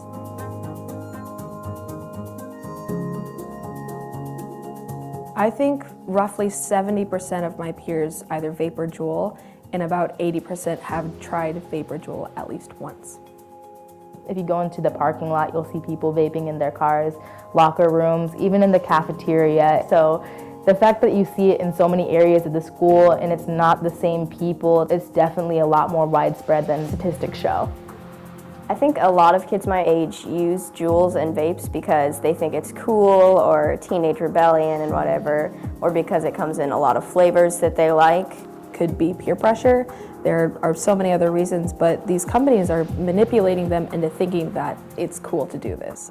Big Tobacco is purposely targeting youth to start juuling and start using tobacco products. We're the people that they constantly target because we're young, we're healthy, and we can buy these products. when they vape, they're not just inhaling water vapor. There are so many other harmful, cancer-causing chemicals. I think a lot of high schoolers have been misinformed about their vapes, and they don't really know what all is in them or haven't cared to research and put in the work themselves to figure out what they're doing to their bodies. A tiny Juul pod has the equivalent amount of nicotine in it as an entire pack of cigarettes.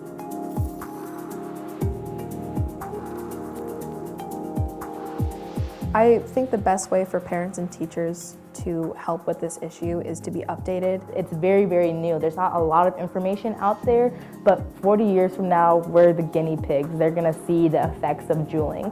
And they don't realize how much they're damaging themselves by vaping. It's better to be updated and educated so that you can help progress in solving the problem that is at hand.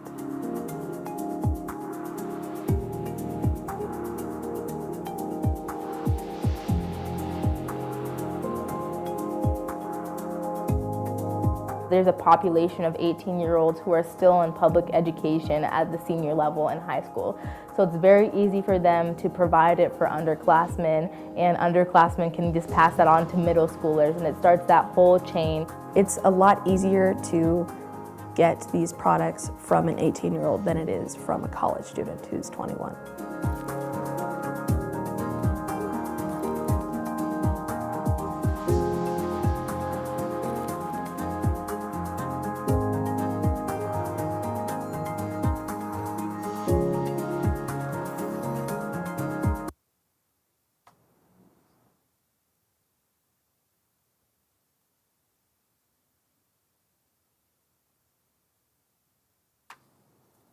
You heard from our youth. You heard during our student comment today. I just want to take just a couple of minutes. I've been in education for 30 years, and hopefully I can get through this part without going to tears. I will tell you my why. My why as a parent is I have 3 children that went through Free State High School, West Middle School, and was absolutely our student that was up here. My son graduated from Free State High School, and at that time, as a parent, I did not know anything at all about vaping. In 2018, when he graduated, he talked to me. I saw some different things in his car. I had no idea what they were. I was just tossing them and throwing them away. I didn't know what was happening. I'm the health director, and I had no idea as a parent. And I felt,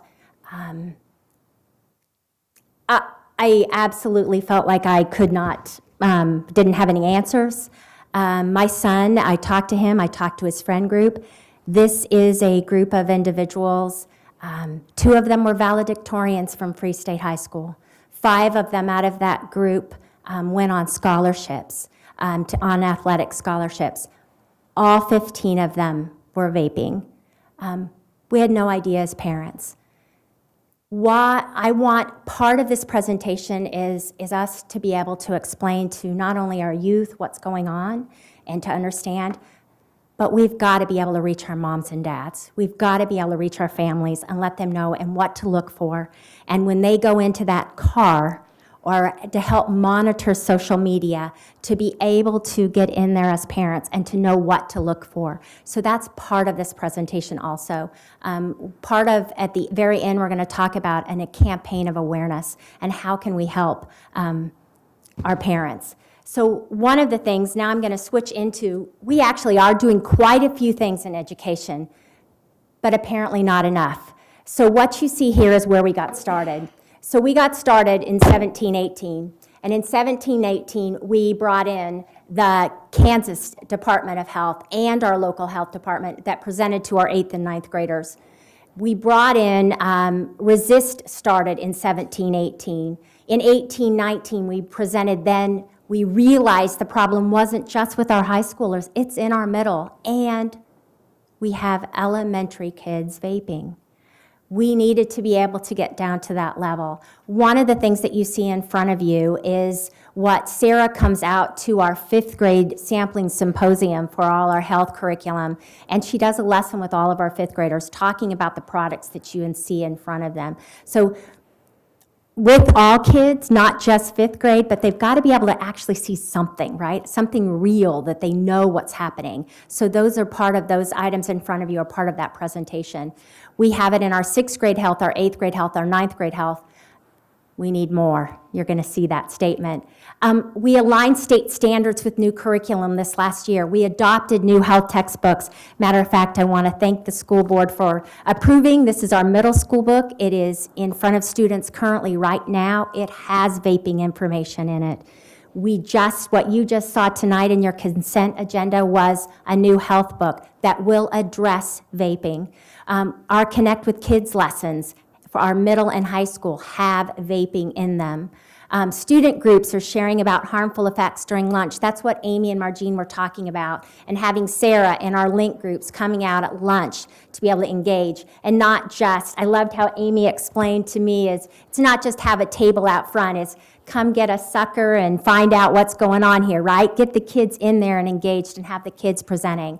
So, and I think the PSA that we just that we just shared with you. So just some of the pieces that are happening with our students. Our staff, I presented in 1920 to our PE and health staff in our middle and our high school and our elementaries, so they knew what was going on. Just recently, on August 12th, we did the Professional Development Day. We did 2 different sessions that were standing room only for staff, and then truly needing to work on this awareness campaign. I told the story about a parent. Our district website has information on it. We have it at all of our school websites have the PSA. It has information. Brochures that you see in front of you are brand new. Those were just coming out to our students and to our families. We have a brochure that's specific to our kids and a brochure specific to adults. Those are brand new information. But we need more. We have a lot, but we still are not doing enough to be able to reach the kids. And I'm going to tell you today, I do get an opportunity to do a lot of teaching. I so would not have taken this job if I couldn't teach quite a bit each day.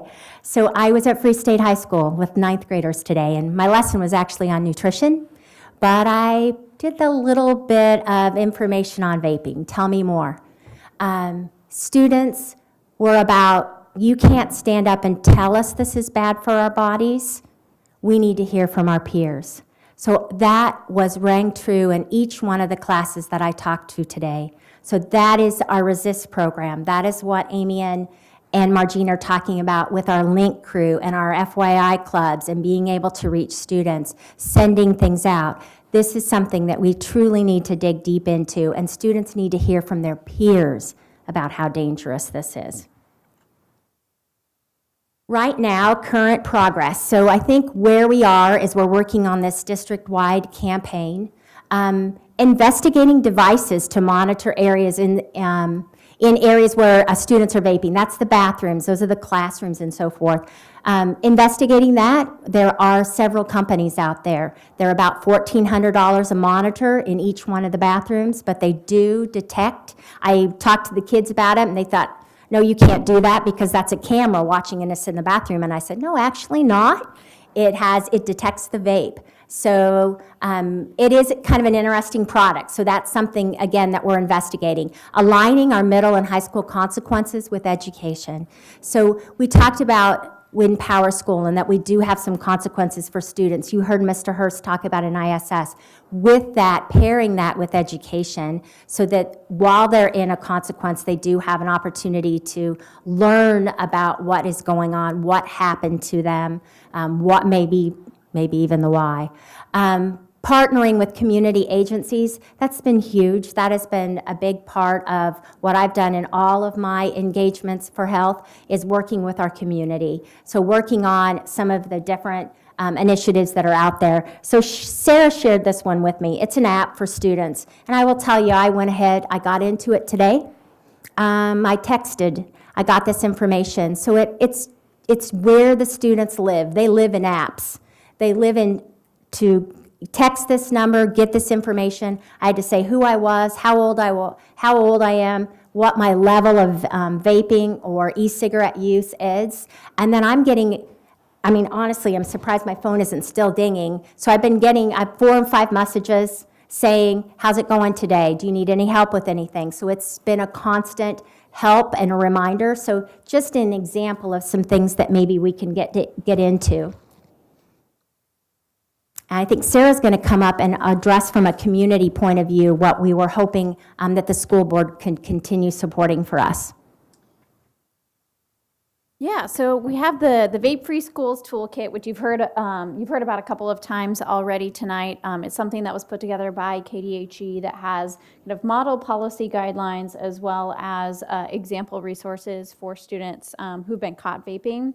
And so this is something that we've been working with together to review and to kind of take a look at in the framework of what do our school policies look like? Well, they already include e-cigarettes as, prohibited items for staff, for students, and for visitors. So that's great. That's an awesome start. But then how do we go beyond that and really provide students with the support and the help they need to understand that it's not part of the culture and also to get the resources they need in quitting. And so we encourage you to go out there and kind of take a look at this.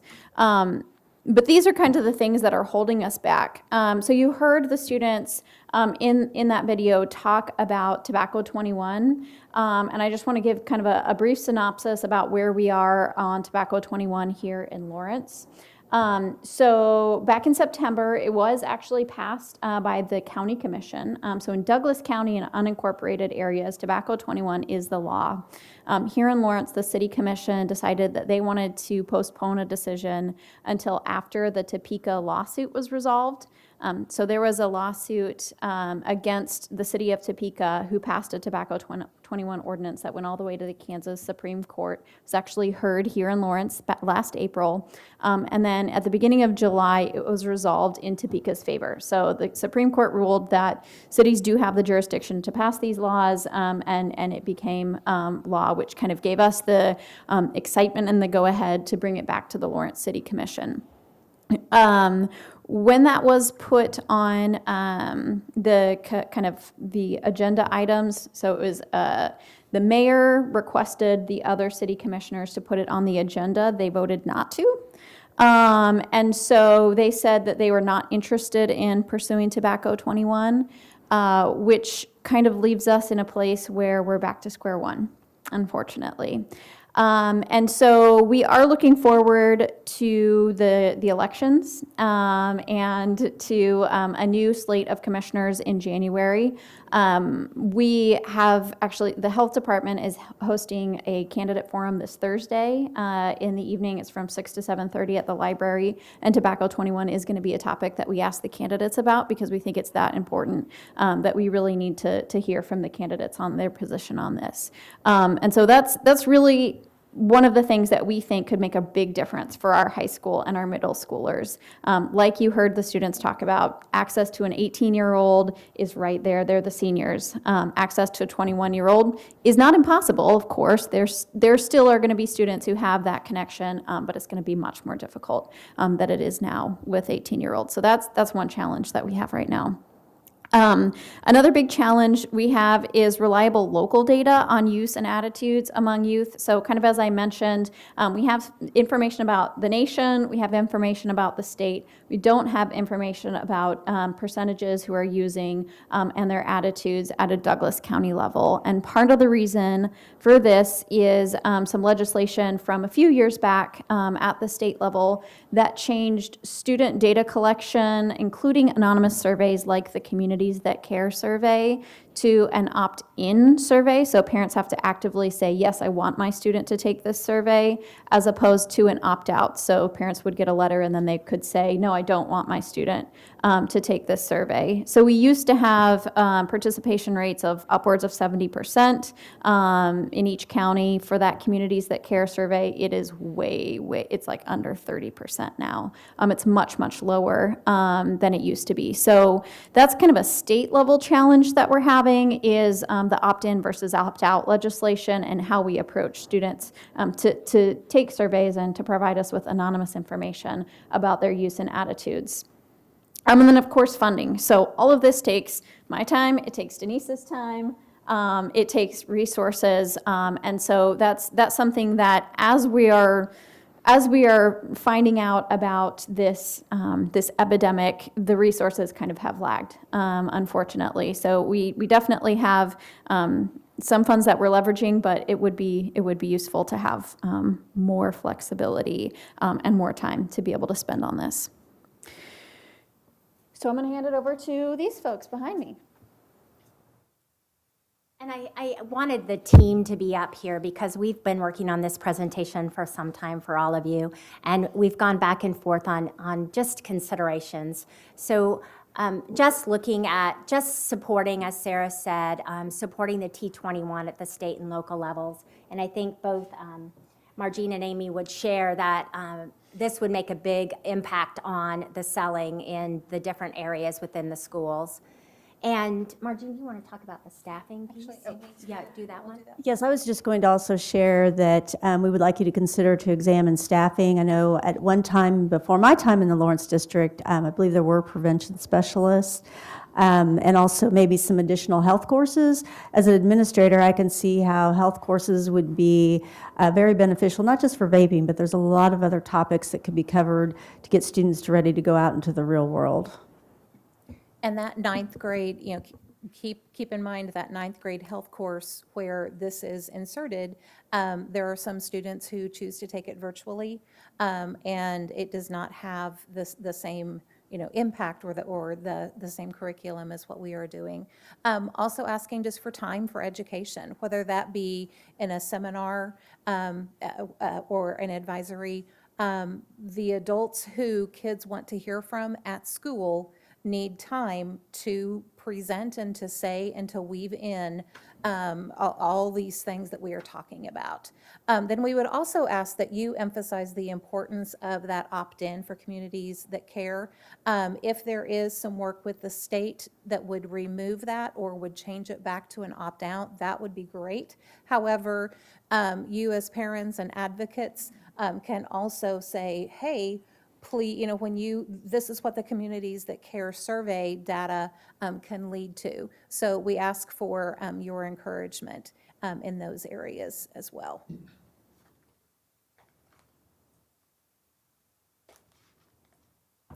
Thank you for giving us time tonight to present and wanting to provide with you the education that's currently happening and some steps that we would hope to make some changes in our communication, not only to our students, but staff and families.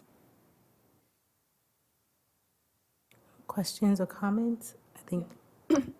So from my experience that I've seen in Lawrence High, so I'm really concerned about this issue because almost every single time I go to the bathroom or I go to class or any weekend hangout with my friends, someone has a Juul or a e-cigarette. And while I know there's only been 4 incidents reported at Lawrence High and 8 at Free State within these past few days, there's been a lot more cases than that.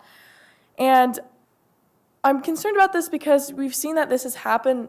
You know, people are dying from this. A lot of people are getting sick. And so our graduation effectiveness won't even matter if my peers are sick or dying after they're graduating because of juuling. And so I know, so last year for our 3rd issue of the newspaper was themed around juuling. And so I actually did a lot of anonymous surveying and interviewing of students.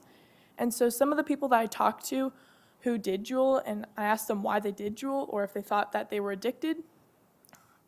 Some people said it was because they thought it helped with their anxiety, and others, they just thought it was a fun thing to do. And there are also a lot of people who I talked to who would smoke up to a pod a day or even more, and they didn't think that they were addicted at all. And so that's kind of my experience with it, and I'd hope that we could all support this. Yeah. Thank you so much for your perspective. Questions? I have just a quick comment. So to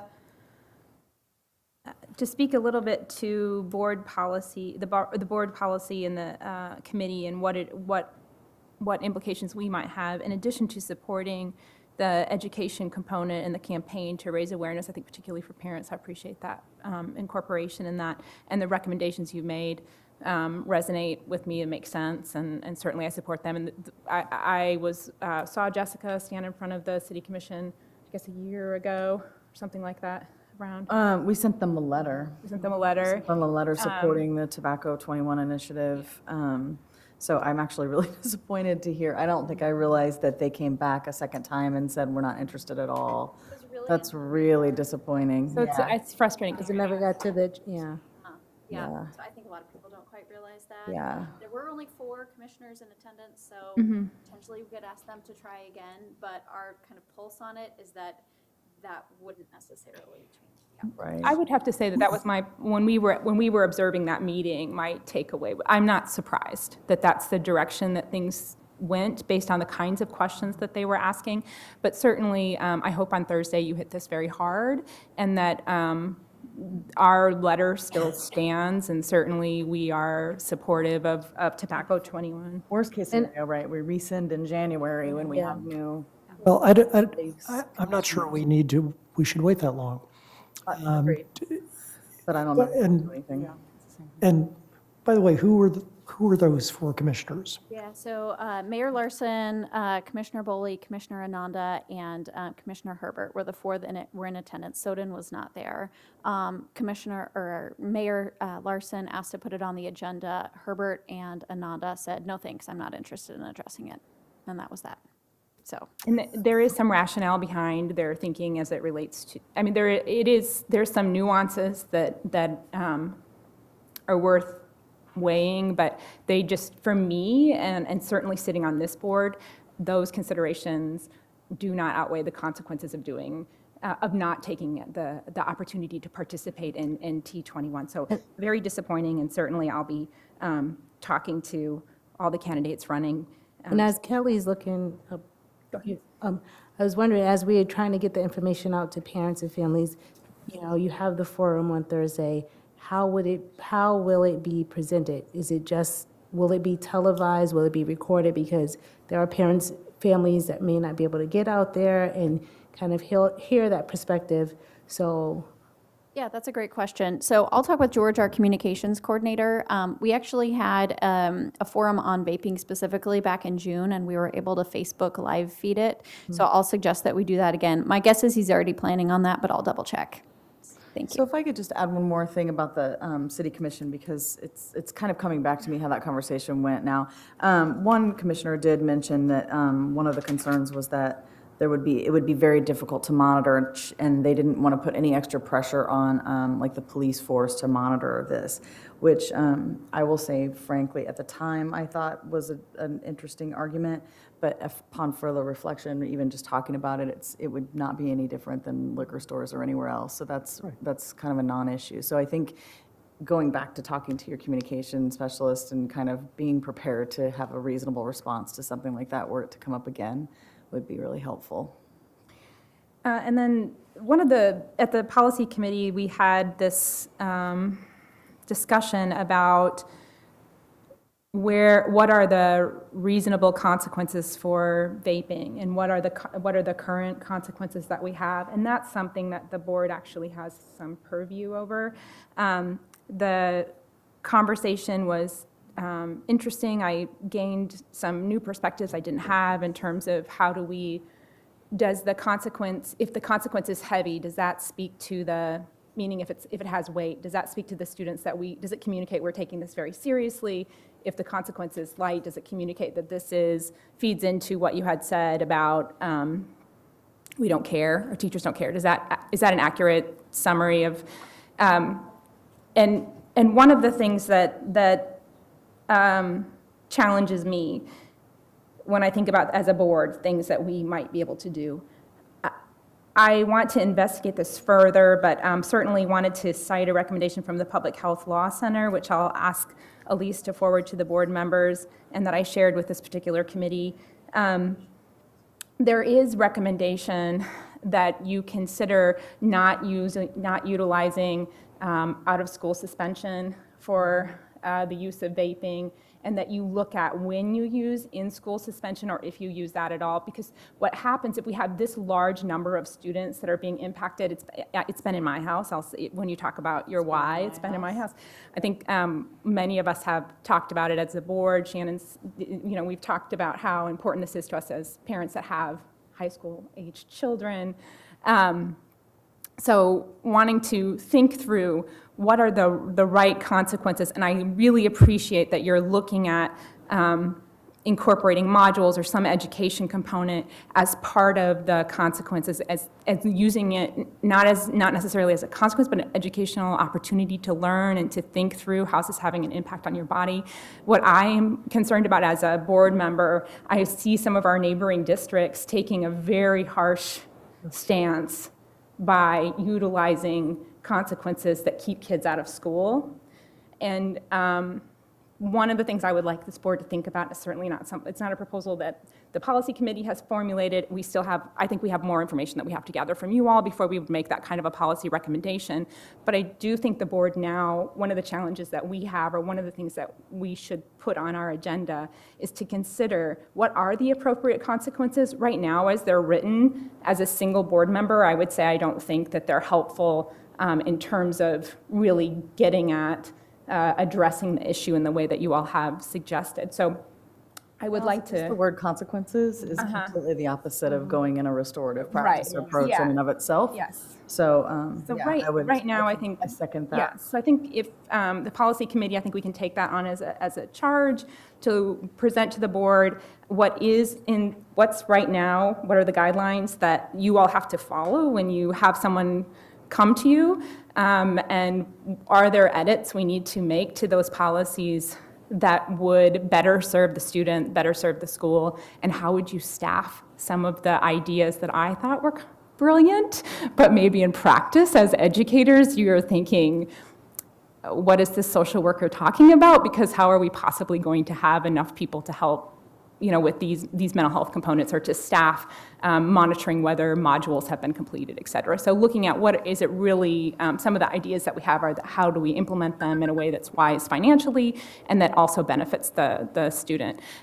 So I appreciate so much that you brought all this to us, that you've taken so much time to think about it. I know that it's in front of you every day, like Sammy has mentioned. My daughter's hanging out with you on the weekend, so we'll talk afterwards. but yeah, so that just I appreciate everything that you brought forward.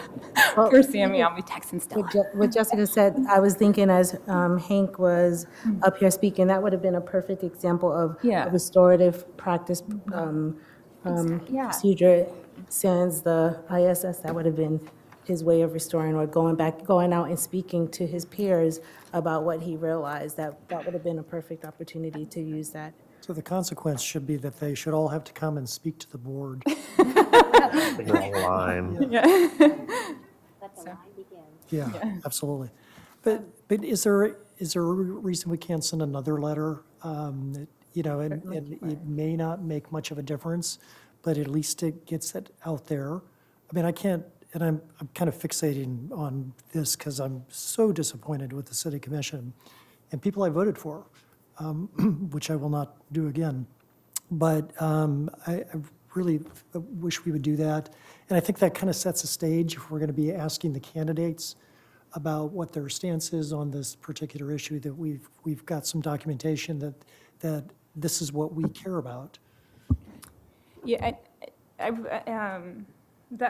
think that this carefully drafted question on Thursday that educates and asks positions, so informs and asks. I'm sure that you're all over that, but that would, if you're not, you need to maybe go edit that question before Thursday night. Would be great.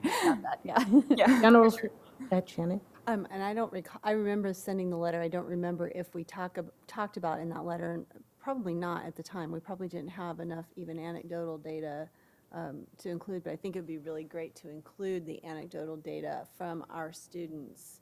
I think we say- did, but I can forward it to you all and Or we can perhaps kind of be update that, updated. to say, look, this is not just an academic thing we're asking you to do. We are struggling. We need your help. You have refused to help us. I also was completely unaware that this had come up again, and I am beyond disappointed that that was the response, because when they talked about it the first time, it was very clear that clearly stated that the public reason was that they did not want to talk about it because of the Topeka lawsuit, which I can understand that, right? You don't want to, if you're waiting, but that has been resolved. There's really no legal impediment to doing this. I did want to share with the board that this has become a part of the draft legislative agenda for KASB. We're planning to suggest including some language in our legislative agenda to support the work of the state task force around awareness and education, but also support efforts to raise the age statewide for tobacco purchases and electronic nicotine delivery systems to 21. It's my understanding that there is a bill that's going to be filed to do that, and so KASB will be supporting that as it goes through. If this is, and I expect that this will be, I've heard a lot of discussion from board members across the state that this is a huge concern everywhere. And then also supporting action through CASHA around tobacco use and vaping at school activities.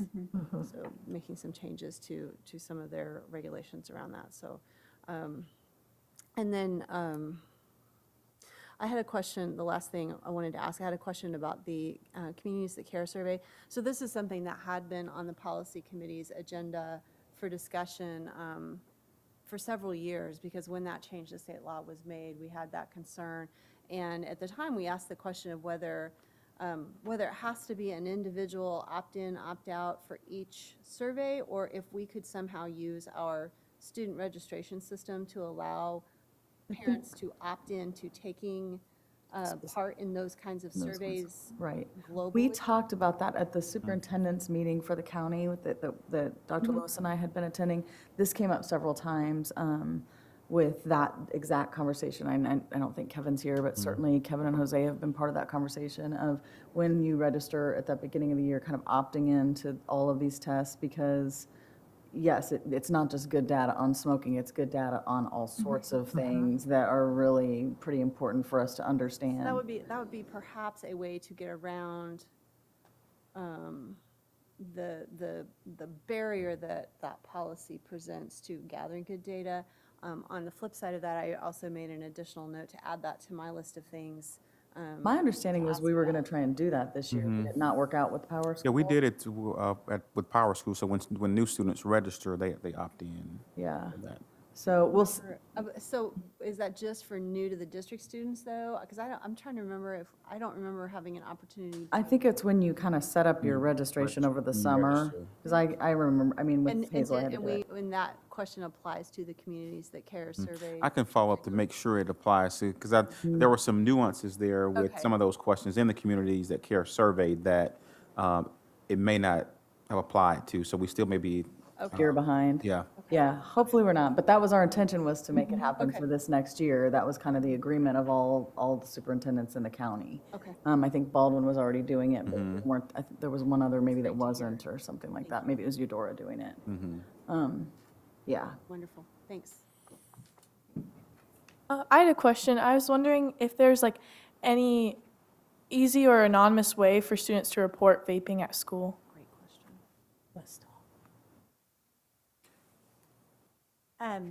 Whenever a student reports anything to us, we keep it anonymous. As far as like a form or a Google form, we don't have anything quite like that. But as administrators, that's the first thing we always tell a student is we will keep this anonymous. And as administrators, we have tricks up our sleeve that we can do that. So I would encourage all students to come let an administrator or counselor know, and we can keep it anonymous. We do have our Let's Talk. Contact us, I'm sorry. I said Let's Yeah, Talk. that's right. Our Contact Us little bubble that lives on our website, where student can make an anonymous report to really anything.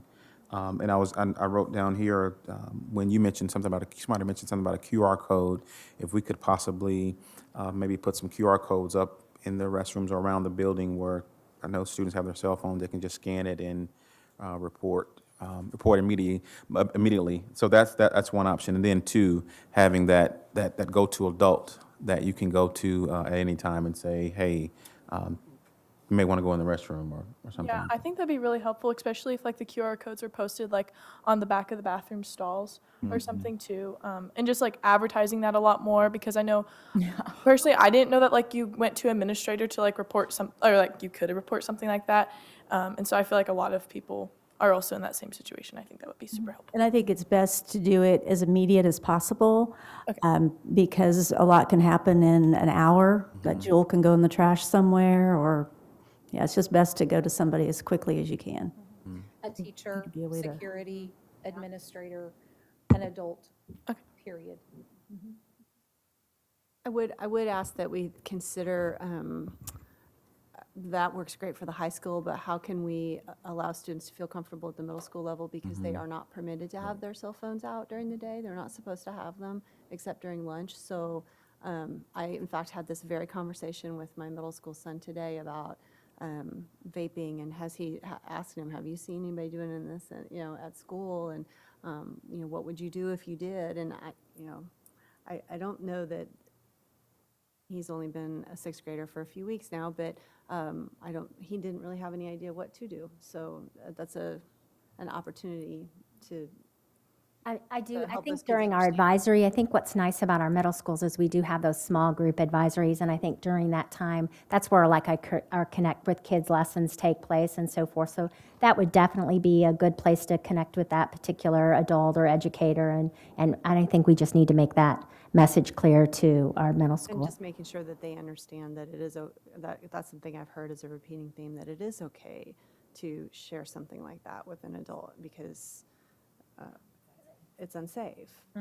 I don't know how this would go about working at all, but an idea is maybe putting something on like the iPads or the MacBooks, a spot where people could like immediately, if they see something in class or in the bathrooms, like right when they come back, they could report something, and it's just like an easy icon that everyone knows. That's like a safe, anonymous place to report something.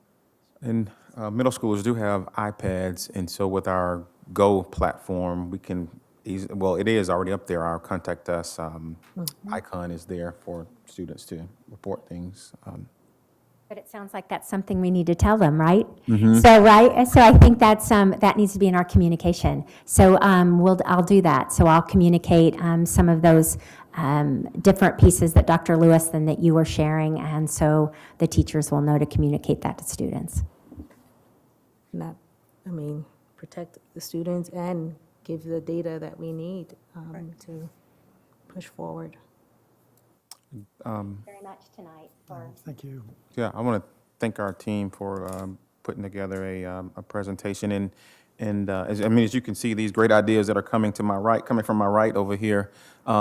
If we would just asked our students how, and I asked the student Grace Melcher, as a matter of fact, what can we do? And she indicated education. And so I think if we continually just educate our students as to the dangers and clear the misconceptions when it comes to, this is safer, clear those misconceptions, and then educate our parents as well. Many of them indicated that some of them are getting them from their parents because they think it's safer than cigarettes. And so communicating that as well is really going to be one of the ways that we can definitely address this and impact this, because we know this is, as Sammy just said, with our numbers are 8 and 4, and she laughed at our numbers. We know it's more, but how do we ensure that we're educating our students so they can make those correct decisions?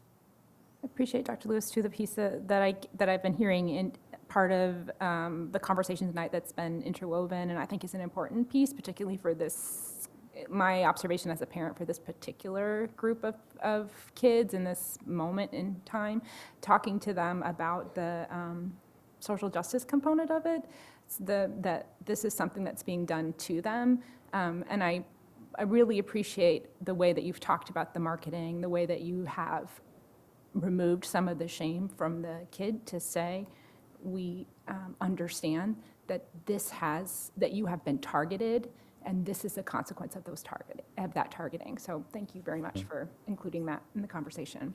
Absolutely, and we try and highlight that too when I speak with the students. We've got some really kind of hard-hitting quotes from like the Master Settlement Agreement in the late 90s that talk about that, and I think that's what really like gets them to sit up and be like, oh wait, what? Like, I think they know a lot of the other stuff, but that piece, they're like, wait, they think that I'm easily manipulated, Yeah. and that's what really kind of turns them turns them on. I appreciate that. And one of the edits that we suggested on the students' vaping card, which we'll begin to print, is we wanted it to be scary. You know, they started off with I think a question, what's the big deal?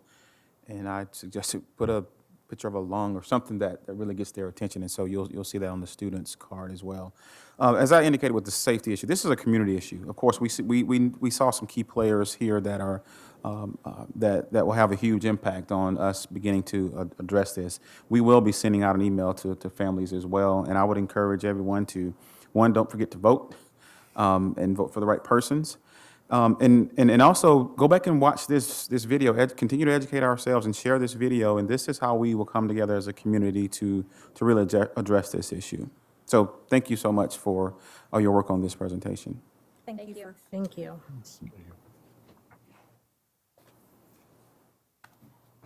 Any more questions, comments? Well, thank you, Sammy, for being here and offering your input. It was very valuable. We appreciate you, and can we get a motion to adjourn? Move to adjourn. All those in favor? Aye. Thank you.